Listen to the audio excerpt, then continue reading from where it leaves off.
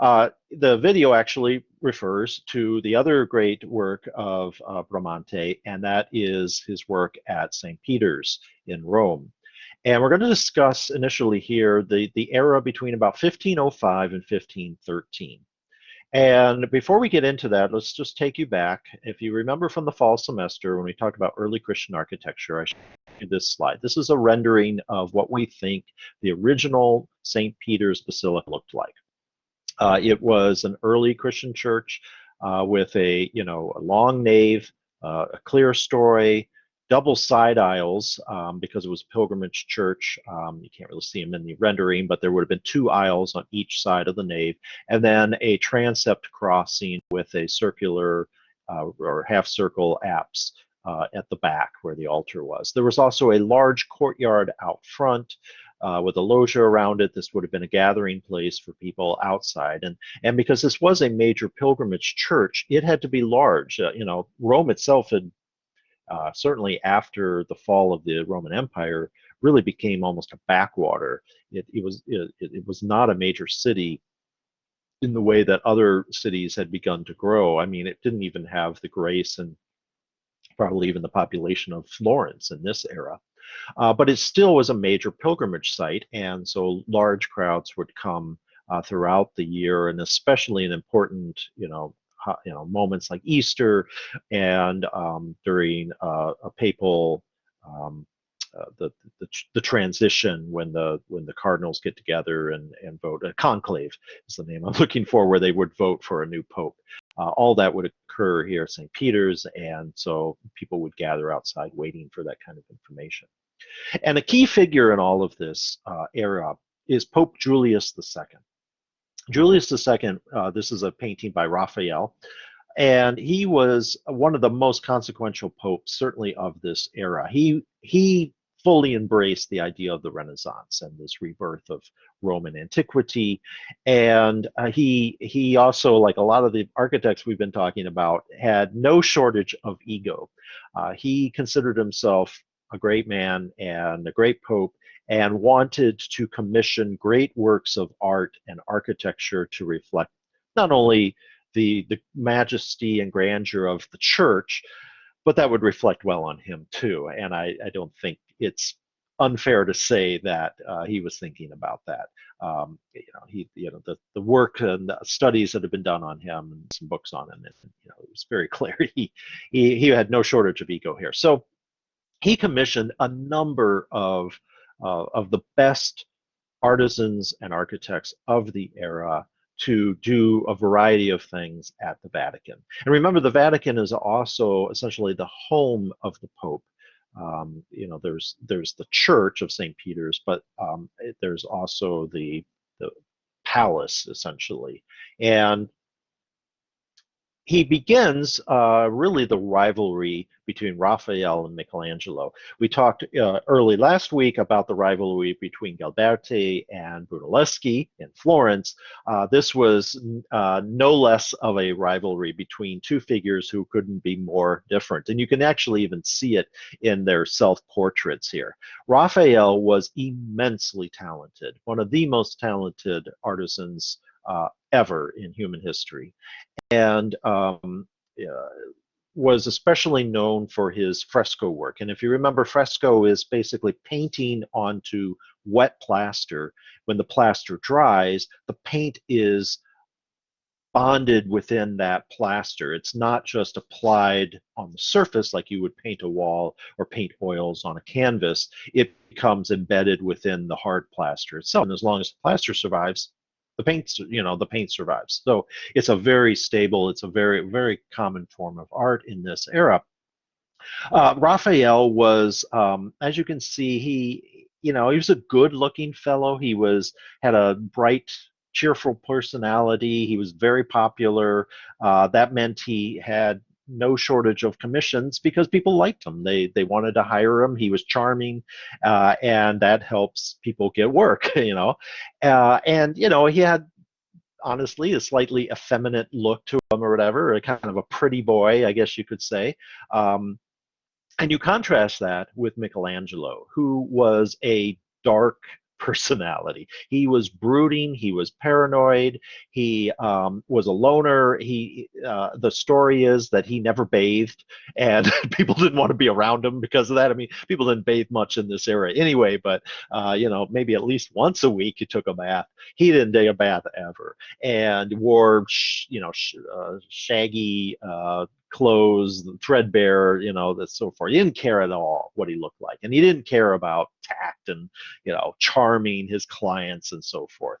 He was immensely talented too. He was probably one of the most talented people to ever grace this planet, and really, actually, he's known for two great works of art: the Sistine Chapel and for his sculpture of David in Florence.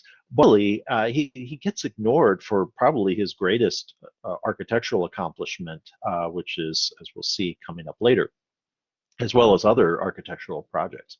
So Julius II, he wants to hire, these two guys are the best. He wants to hire the best. And so he has to sort of manage these two because, if he's hiring them both and they're both working in the same complex, they're not going to get along. And, they're fighting each other and so forth. And so he charges Raphael with doing a number of frescoes in the Vatican apartments. That makes Michelangelo jealous. So he says, well, Michelangelo, I want a tomb, a very grandiose tomb. You're a better sculptor than you are a painter. And so I want this grand tomb that will go in the new Vatican that I want to build, and you're going to sculpt it. And he thought, oh, this will be awesome. He considered this was going to be the masterpiece of his entire career, was going to be this tomb. And so here are some of the frescoes that Raphael creates in the Vatican apartments, and you can still see these today. You take a tour of the Vatican, and you see the School of Athens. I think I showed this last week, a very famous painting here. And once again, here is the self-portrait that Raphael puts of himself in here, and here is Michelangelo, his rival. This could have only inflamed the tensions once he saw this, and he saw himself sitting here. He probably would have recognized himself both physically and spiritually, I suppose, but it probably did not endear him to Raphael in the least. Here is another fresco, I think in the same room. Again, he creates this Roman arch in the fresco itself, and then to frame a scene. Here in the bottom, this would be where a doorway is, but the actual fresco goes around it. And this is also classical of Renaissance artwork here, in which we see humanism. We see a scene of frivolity, of a party, of playing music and having a good time. This is partly was what is meant when we talked about humanism, the idea of human emotion and human interactions, and not just art and paintings devoted to the divine and to the spiritual. For Michelangelo, this is one of his sketches of the tomb that he's going to sculpt for Julius II. So this dates from about 1505 as well. And this, again, this was going to be massive. The scale-wise, a person might fit, the height of a person might be down here. So this was going to take him years, maybe decades, to work on. And he was so excited to get going on this. Of course, his one of his most famous work in the is why he was so known as a great sculptor is his David from 1504. This really helped put him on the map. He had done some work before, but when people began to see this, they were just blown away. And again, this is Renaissance. It brings the classical devotion to detail, to the right scale and proportion of the human figure. Michelangelo was known to be obsessive about every muscle being accurately portrayed, and you can see the tension and the muscular tension in David as he contemplates what he has just accomplished by defeating Goliath. This is the biblical story, right, of David versus Goliath. And he has shown David after slaying Goliath. And I'm going to contrast this with another David that we'll see later in the Baroque period by Bernini. But again, he was some of his great works. This is one of my favorites, actually. This is in St. Peter's. This is the Pietà from 1498, and this also represents human emotion. It's a divine scene. It is Mary holding the dead body of Christ after his crucifixion, but it is a humanist portrayal because you can see the emotion that, right? I mean, she's lost her son. I mean, there's the whole Jesus is the Lord revived and all that in Catholic and Christian faith, but this really represents something more human of just a mother losing her son and holding his body. It's incredibly powerful sculpture and really one of the reasons I just really, really love this. But so he gets started on this commission and he is so excited. He's gonna, oh, I can't wait. And then there's a problem. Uh, the Sistine Chapel, which is the Pope's private chapel, it had been built many years ago. Here, let's go to the next slide. This is what it looked like in 1500, and it's a decent sized chapel, and it had a vaulted ceiling covered in plaster, and it had a blue fresco with stars in it. Well, I don't know, there might have been an earthquake or something like that, and they were getting a lot of cracks, and the plaster was failing, especially on the ceiling. And the Pope was like, we got to do something about this. And Raphael was already commissioned and was busy working on the frescoes in the rest of the Vatican. And so he needed somebody to do the fresco of the ceiling. And so he turned to Michelangelo and he said, you know what, put this tomb on hold and I want you to work on the ceiling. Well, this did not go over well. Michelangelo hated it because he wanted to sculpt. He wanted to work on the tomb. This was going to be his great commission. And Raphael was very upset because he said, what, you're going to hire this sculptor to do a fresco? He doesn't know how to do that. I'm the great frescoist. I mean, the rivalry just blew up completely between these two guys. They didn't like each other anyway. And this just, and they were working just rooms apart from each other. And Michelangelo, and everybody, there were a lot of people who didn't like Michelangelo because he was not a very nice fellow. And a lot of people were like, he is going to fall flat, maybe literally off the scaffolding working at the ceiling, right? And, there's no way he can create a proper fresco. He had drawn up designs for it and shown it to the Pope and his entourage, and they're like, oh, this is going to look great. And his entourage are telling Pope Julius II, like, he can't do this, I mean, Raphael could do it. Michelangelo can't do it. And Michelangelo, like, yeah, I can do it. I can do it. I don't want to, but I'll do it. And in fact, what we get out of that is one of the greatest works of the Renaissance of art in general, and that's the ceiling of the Sistine Chapel. It's completed between 1508 and 1512, and it features Old Testament scenes set within a classical entablature or framework. And of course, if we look at this detail, it has the very, very famous, this is the panel that shows Genesis, right?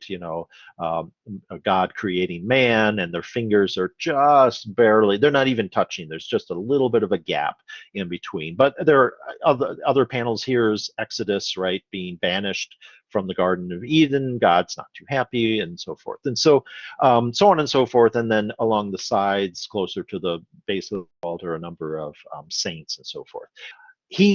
This was, cannot overstate what a dramatic unveiling this was.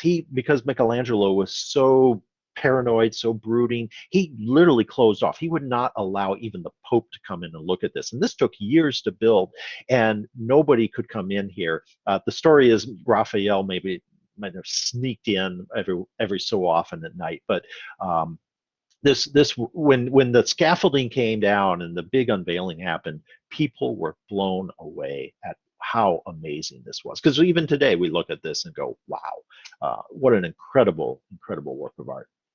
All right, so the third aspect of St. Peter's was rebuilding the basilica. By 1500, the old basilica was literally crumbling and falling down. I mean, it was 1,000 years old. It was over 1,000 years old by this point in time. That's an old building, and like any 1,000-year-old buildings, it was falling apart. You try to maintain it, but the church doesn't always have money and doesn't always take great care of it, and so it really needed either a massive intervention or a complete reconstruction. And by this time, uh, again, it was becoming so popular as a pilgrimage site that it couldn't handle the crowds. And so Julius II said, "Look, we need a new church, and we need it to be bigger because we need to handle the crowds." And so he turns to the greatest architect of this era, Bramante. So in 1505, Bramante is hired to design a new St. Peter's Basilica and begin construction of that. And he comes up, you saw this a little bit referred to in the video of the Tempietto. He comes up with a Greek cross plan. And so it's not a Latin cross. It doesn't have the long nave. It has a square with, two equal crosses within, and at the center is going to be a dome. It's a Renaissance building. It's going to have a dome. And in fact, he created all sorts of little side chapels off in the corners here with more domes, lots and lots of domes. And then, on one end would be, where the altar and so forth is. We don't know exactly what his design for the facade would be. About the only image we have comes from this coin from 1506. But what we see is a dome, a very massive dome sitting on a colonnaded drum. There's a lantern on the top. One of the, we're looking at one end, so here's that sort of half-rounded end with a half dome. But then for the entrance, he puts sort of a classical square portico on that. And then on the corners, he's going to have towers that rise up. Now, this is kind of a rough, printing, etching on a coin, that's been handled or whatever. So it's not the clearest view of it. But I think you might be able to see that the portions and the scale are nowhere like the perfection of his Tempietto. He had a great plan. Let me go back one slide. He had a very nice plan, very graceful, but the facade, he seemed to struggle with that. So here's what happens. In 1512, Michelangelo finishes the Sistine Chapel to great accolades. Raphael's mostly done with his work. But then in 1513, Pope Julius II dies. And in 1514, Bramante dies. Everything comes to a grounding halt.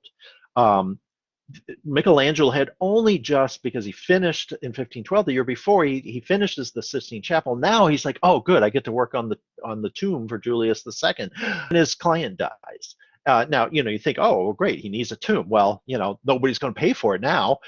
So, the next pope is like, I don't care what Julius II wanted. I'm not going to pay for his tomb. I may want a tomb for myself. So he loses the commission, and he is really unhappy about that.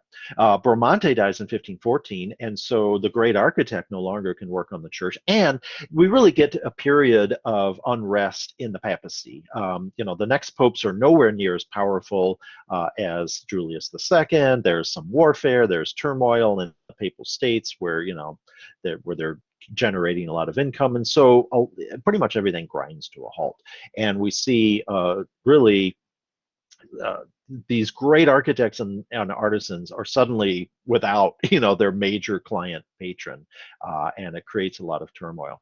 This is to conclude. This is the tomb of Julius II.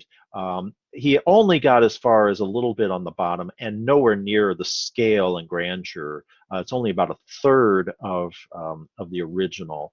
Even the stuff up here on the top was done later by apprentices of Michelangelo. This work up here was not done by Michelangelo, but a little bit of the base was done by him by this time. This is not in St. Peter's either. He, once he died, the church wasn't done yet, and so this is in some obscure church, I forget, somewhere in Rome, I'm sure.